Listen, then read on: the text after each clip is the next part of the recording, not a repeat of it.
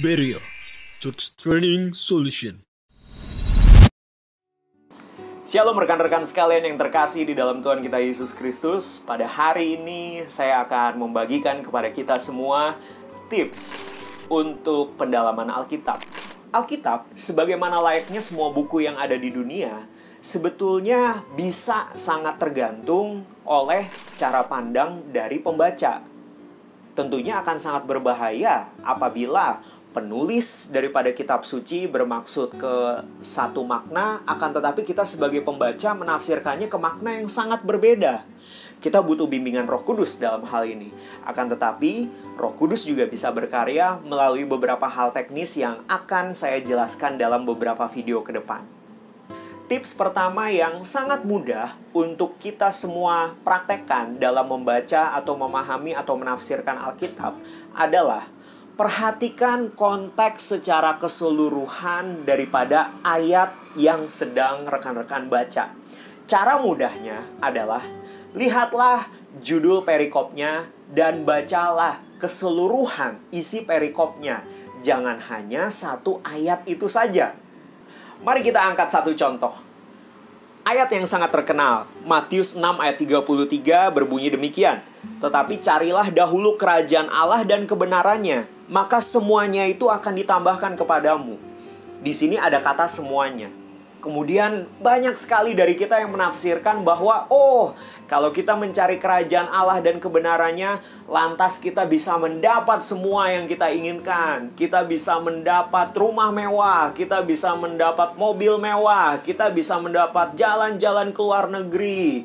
Apakah benar demikian yang Alkitab maksud? Apakah benar demikian yang Yesus maksud? Untuk menafsirkannya dengan benar, langkah demi langkah. Coba kita lihat ayat yang sebelumnya. Kita lihat kalimat sebelumnya. Kalimat sebelumnya berbunyi seperti ini.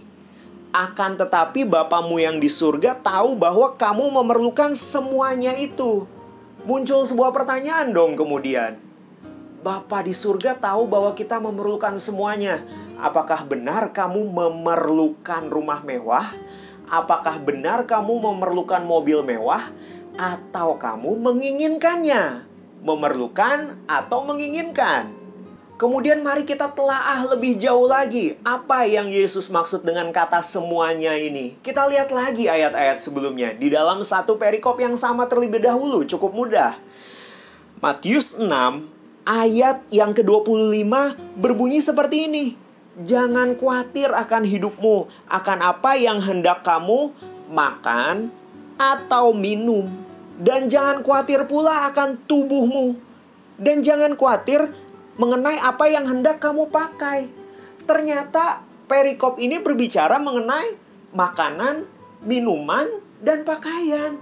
Tentunya Bapak tahu bahwa kita sebagai makhluk hidup, kita sebagai manusia, kita mempunyai kebutuhan pokok. Kita membutuhkan makanan, kita membutuhkan minuman, kita membutuhkan pakaian.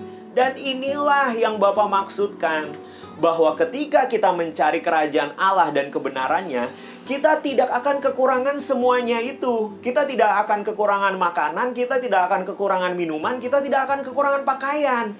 Dan ternyata ayat ini tidak berbicara mengenai kemewahan duniawi sama sekali.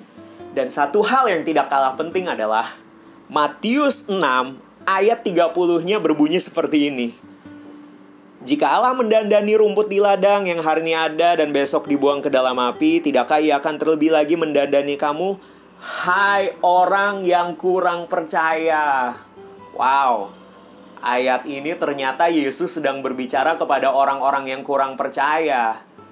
Apakah kita tidak malu kalau menggunakan ayat ini sebagai dasar untuk menagih kemewahan duniawi kepada Bapa kita?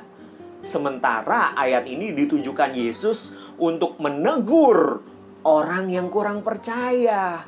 Saya tahu kebanyakan orang yang mendengarkan video ini pastilah orang yang sungguh-sungguh mengasihi Tuhan. Sementara ayat ini ditujukan kepada orang-orang yang kurang percaya ternyata.